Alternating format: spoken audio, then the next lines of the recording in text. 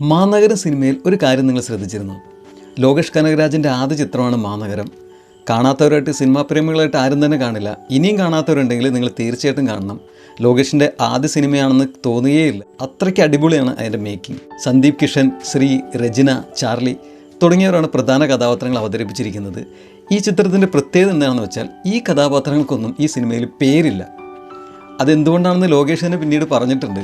ലോകേഷ് സിനിമയിൽ എത്തുന്നതിന് മുമ്പ് ഒരു ബാങ്കിലായിരുന്നു ജോലി ചെയ്തിരുന്നത്. അപ്പോൾ അദ്ദേഹത്തിന് പിക്ക് ആൻഡ് ഡ്രോപ്പ് ചെയ്തുകൊണ്ടിരുന്ന ഒരു ക്യാബ് ഡ്രൈവർ ഉണ്ടായിരുന്നു. അദ്ദേഹം ആ ക്യാബ് ഡ്രൈവറായിട്ട് പിന്നീട് സൗഹൃദത്തിലായി.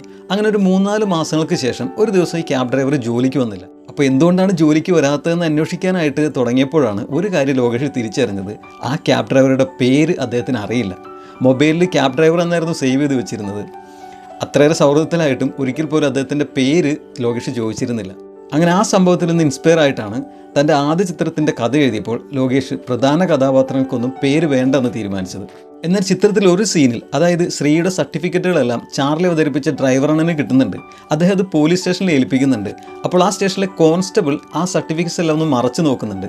അതിൽ ഒരു സർട്ടിഫിക്കറ്റിൽ ഒരു പേര് കാണുന്നുണ്ട്. പക്ഷെ അത് ശ്രീയുടെ പേരല്ല ആക്ച്വലി. അത് ആ സിനിമയ്ക്ക് വേണ്ടിയിട്ട് ആരുടെ സർട്ടിഫിക്കറ്റ് മേടിച്ചപ്പോൾ അറിയാതെ അത് ക്യാമറയിൽ പതിഞ്ഞാണ്. ശരിക്കും ഈ കഥാപാത്രങ്ങൾക്കെല്ലാം ലോകേഷ് പേര് നേരത്തെ നിശ്ചയിച്ചിരുന്നു. പക്ഷേ ചിത്രത്തിൽ അത് ഉൾപ്പെടുത്തിയില്ല എന്ന് മാത്രം. സന്ദീപ് കിഷൻ്റെ കഥാപാത്രത്തിൻ്റെ പേര് ജീവ എന്നും ശ്രീയുടെ കഥാപാത്രത്തിൻ്റെ പേര് ഭരണി എന്നായിരുന്നു നിശ്ചയിച്ചിരുന്നത്. അപ്പോൾ പേരിലൊന്നും ഒരു കാര്യമില്ലെന്നും കണ്ടൻറ്റിലും മേക്കിങ്ങിലുമാണ് കാര്യമെന്ന് ലോകേഷ് നമുക്ക് കാണിച്ചു തന്നു. അപ്പോൾ ഇനിയും ഒരുപാട് അടിപൊളി സിനിമകളായിട്ട് അദ്ദേഹം എത്തട്ടെ എന്ന് നമുക്ക് പ്രതീക്ഷയോടെ കാത്തിരിക്കാം.